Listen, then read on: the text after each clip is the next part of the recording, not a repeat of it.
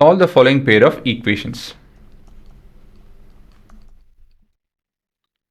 2xy divided by x plus y is equal to 3/2. ಹೇಗೆ ಕಾಣ್ತಾ ಇದೆ ಇದು?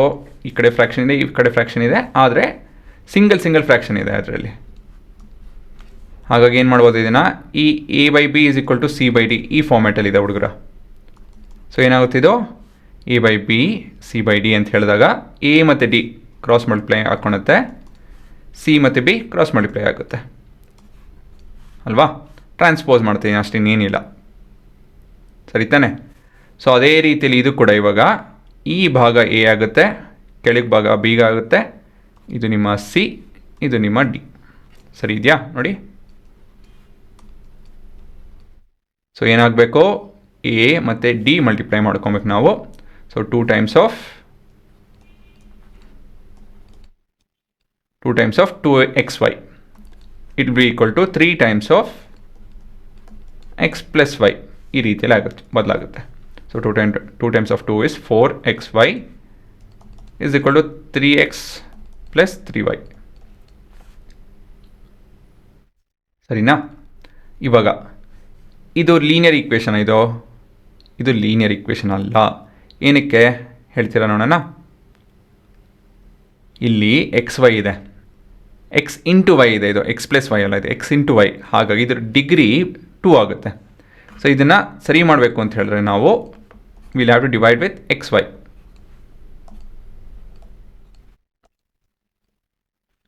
ಆಯಿತಾ ಹುಡುಗರ? ಸೊ ಈ ಥರ ಮಾಡಿದಾಗ ಏನಾಗುತ್ತೆ, ಇಲ್ಲಿ ಎಕ್ಸ್ ವೈ ಕಟ್ ಆಗುತ್ತೆ ಇದು, ಮತ್ತು ಇಲ್ಲಿ ಎಕ್ಸ್ ಕಟ್ ಆಗುತ್ತೆ, ವೈ ಕಟ್ ಆಗುತ್ತೆ. ಸೊ ಕೊನೆಯದಾಗಿ 4 is equal to 3/y plus 3/x. ಇದು ಕೂಡ ಲೀನಿಯರ್ ಇಕ್ವೇಷನ್ ಅಲ್ಲ, ಅದನ್ನು ನಾವು ಲೀನಿಯರ್ ಇಕ್ವೇಷನ್ ಮತ್ತೊಂದು ರೀತಿಯಲ್ಲಿ ಕನ್ವರ್ಟ್ ಮಾಡಬೇಕಾಗುತ್ತೆ. ಇವಾಗ ಮತ್ತೊಂದು ಎಕ್ಸ್ಪ್ರೆಷನ್ ಹೋಗೋಣ. ಇದು ನೋಡಿ, ಇದು ಹೇಗಿದೆ ಇದು, and this expression is equal to -3/10. ಇದು ಕೂಡ a/b c/d ಫಾರ್ಮಲ್ಲಿ ಇದೆ. ಹಾಗಾಗಿ ಇದು ಕ್ರಾಸ್ ಮಲ್ಟಿಪ್ಲೈ ಮಾಡ್ತು ಅಂತ ಹೇಳಿದ್ರೆ 10xy is equal to -3 times of 2x minus y ಅಲ್ವಾ. ಸೊ ಇದು 10x y is equal to distributive property -6x plus 3y ಈ ಥರ ಆಗುತ್ತೆ. ಸರಿನಾ? ಇದರಲ್ಲಿ ಹೇಳಬೇಕು ಅಂತ ಹೇಳಿದ್ರೆ X Y throughout divide ಮಾಡ್ಕೊಬೇಕು. ಏನಕ್ಕೆ ಹೇಳಿ, this is not of the form of linear equation in 2 variables. ಹಾಗಾಗಿ ಎಕ್ಸ್ ವೈ ಡಿವೈಡ್ ಮಾಡ್ಕೊಂತು ಅಂತ ಹೇಳಿದ್ರೆ it will go close to it. ಇದು ಕೂಡ ಆ್ಯಕ್ಚುಲಿ ಹೇಳಬೇಕು ಅಂತ ಹೇಳಿದ್ರೆ ಲೀನಿಯರ್ ಇಕ್ವೇಷನ್ ಅಲ್ಲ. ನೋಡ್ಕೊಳ್ಳಿ, ಹಂಗೆ ನಿಧಾನಕ್ಕೆ ಮಾಡ್ತಾ ಇದ್ದೇನೆ, ನೋಡ್ಕೊಳ್ತಾ ಇರಲ್ಲ ಕ್ಲೀನಾಗೆ. ಹಾಂ ನೋಡಿ, ಇವೆಲ್ಲ ಲೀನಿಯರ್ ಇಕ್ವೇಷನ್ ಅಲ್ಲ. ಇದನ್ನು ಕನ್ವರ್ಟ್ ಮಾಡ್ಕೊಬೇಕು ಅಂತ ಹೇಳಿದ್ರೆ we need to call let A B equal to 1/y, B equal to 1/x. ಈ ಥರ ಏನೋ ಒಂದು ಬರ್ಕೊಂಡು ಮಾಡ್ಕೊಬೇಕು ನಾವು. ಕಾಣ್ತಾ ಇದೆಯಾ? ಅಂತ ಹೇಳಿದ್ರೆ 1/y ಬದಲಾಗಿ ಎ ಬರಿತೀವಿ. ಸೊ ಅವಾಗ ಏನಾಗುತ್ತೆ ನೋಡಿ ಇಲ್ಲಿ ಇವಾಗ. So this would be 4 times of 4 ಅಲ್ವಾ. ಹಾಂ, 3 into a plus 3 into b ಆಗುತ್ತಿದ್ದು, ಪ್ಲಸ್ 3 into b. ಮತ್ತು ಇದು 10 times of -6 into a plus 3 into b ಆಗುತ್ತಿದ್ದು. ಸರಿನಾ? ನೋಡ್ಕೊಳ್ಳಿ, ನಿಧಾನಕ್ಕೆ ಮಾಡ್ತಾ ಏನೆಲ್ಲ. ಸೊ ಇದೇನಾಗುತ್ತಿದ್ದು, this are your linear equation in 2 variables. ಇಲ್ಲಿ ವೇರಿಯೇಬಲ್ ಎ ಮತ್ತು ಬಿ ಅಂತ ಹೇಳಿ ಕರಿತಾ ಇದ್ದೀವಿ. ಇಲ್ಲ ಅಂತ ಹೇಳಿದ್ರೆ this is linear equation in 2 ವೇರಿಯೇಬಲ್ನೇ. ಹಾಂ, ಇದಾದಮೇಲೆ ಸುಲಭ, ಇದು ಇನ್ನು ಬೇಗ ಮಾಡ್ಕೊಂಡು ಹೋಗ್ತೀನಿ. ಸೊ ಈಕ್ವೇಷನ್ 1 ಮತ್ತು ಈಕ್ವೇಷನ್ 2 ಸಪ್ರೇಟ್ ಮಾಡ್ತೇನೆ. ಯಾಕಂತ ಹೇಳಿದ್ರೆ 3b ಇದೆ, ಎಲಿಮಿನೇಷನ್ ಮೆಥಡ್ ಉಪಯೋಗಿಸ್ಬೋದು.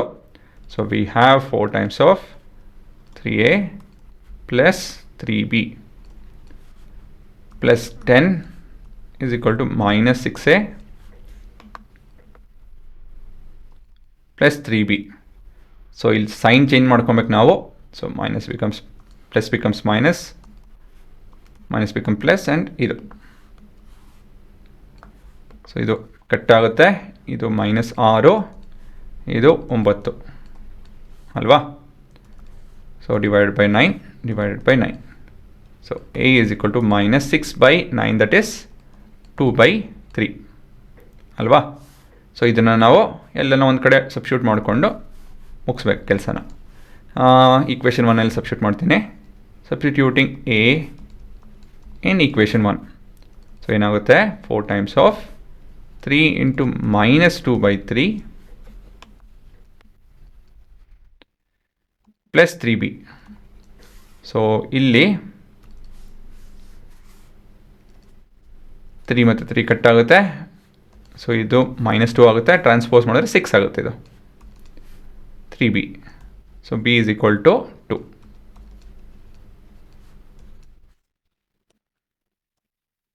ಹಾಂ, ಇವಾಗ a ಮತ್ತು b ವ್ಯಾಲ್ಯೂ ಕಂಡಿಡಿದ್ರೆ x ವ್ಯಾಲ್ಯೂ ಏನಾಗುತ್ತೆ ಅವಾಗ x will be equal to -1/2, +1/2. ಏನಕ್ಕೆ ಅಂತ ಹೇಳಿದ್ರೆ a ಮತ್ತು y ಇನ್ವರ್ಸ್ ರಿಲೇಷನ್ಶಿಪ್ ಇದೆ, b ಮತ್ತು x ಇನ್ವರ್ಸ್ ರಿಲೇಷನ್ಶಿಪ್ ಇದೆ. ಹಾಗಾಗಿ ಏನೇ ನಂಬರ್ ಬಂದರೂ ಅಲ್ಲಿ ನಾವು ಇನ್ವರ್ಟ್ ಮಾಡ್ಕೊಬೇಕು. ಇದು -3/2 ಆಗುತ್ತೆ. So that would be your answer. ಸರಿನಾ. ಸೊ ಇಲ್ಲಿ ನಿಮಗೆ ಸ್ವಲ್ಪ ಮ್ಯಾಥ್ ಸರಿ ಗೊತ್ತಾಗ್ತಾ ಇಲ್ಲ ಅಂತ ಹೇಳಿದ್ರೆ, ಇದೆಲ್ಲ ಮಾಡೋದು ಗೊತ್ತಾಗ್ತಾ ಇಲ್ಲ ಅಂತ ಹೇಳಿದ್ರೆ ಹೇಳ್ಸ್ಕೊಳ್ಳಿ, ಆಯಿತಾ. ಸೊ ಈ ಥರ ವಿಷಯಗಳೆಲ್ಲ ನೀವು ಕಲ್ತ್ಕೊಬೇಕು. ಸರಿ ತಾನೆ. ಎಲ್ಲ ಬೇಸಿಕ್ಸ್ ಯಾಕಂಡ್ರು ಇನ್ನೇನು ಇದರಲ್ಲಿ ಹೇಳಬೇಕು ಅಂತ ಹೇಳಿದ್ರೆ ಇನ್ಯಾವ ಕಷ್ಟದ ಕ್ವಶನ್ ಅಂದರೆ ವರ್ಡ್ ಪ್ರಾಬ್ಲಮ್ಸ್ ಇದೆ, ಒಪ್ಕೊತೀನಿ. ಬಟ್ ಸಾಲ್ವಿಂಗ್ ಪಾರ್ಟಲ್ಲಿ solve the following pair of linear equation ಈ ಭಾಗದಲ್ಲಿ ನೀವೇನಿದ್ರು ಬೇಸಿಕ್ಸ್ ಚೆನ್ನಾಗಿ ಮಾಡ್ಕೊಬೇಕು. ನಿಮ್ಮ ಬೇಸಿಕ್ಸ್ ಇಂಪ್ರೂವ್ ಮಾಡ್ಕೊತು ಅಂತ ಹೇಳಿದ್ರೆ, ಸ್ಟ್ರಾಂಗ್ ಮಾಡ್ಕೊತು ಅಂತ ಹೇಳಿದ್ರೆ, ಚೆನ್ನಾಗಿ ಅರ್ಥ ಮಾಡ್ಕೊತು ಅಂತ ಹೇಳಿದ್ರೆ ಮುಂದೆ ಬೆಳಿಬೋದು. ಹೌದಾಯ್ತಾ. ಎಂಥ ಪ್ರಶ್ನೆ ಬಂದರೂ ನೀವು ಮಾಡ್ಬೋದು. ಇನ್ನು ತುಂಬ ಏನು ಪ್ರಾಕ್ಟೀಸ್ ಏನು ಬೇಕಾಗಿಲ್ಲ ಈ ಭಾಗದಲ್ಲಿ. ವರ್ಡ್ ಪ್ರಾಬ್ಲಮ್ಸಲ್ಲಿ ಸ್ವಲ್ಪ ಅಲ್ಲಿ ನೀವು ಹೇಗೆ ಈಕ್ವೇಷನ್ ಫಾರ್ಮ್ ಮಾಡೋದು ಅಂತ ನೋಡ್ಕೊತು ಅಂತ ಹೇಳಿದ್ರೆ ಈ ಚಾಪ್ಟರ್ ಆಗೇ ಹೋಯ್ತು. ಸರಿನಾ. ಹಾಂ, ಪಾಸ್ ಮಾಡ್ಕೊಂಡು ನೋಡ್ಕೊಳ್ಳಿ.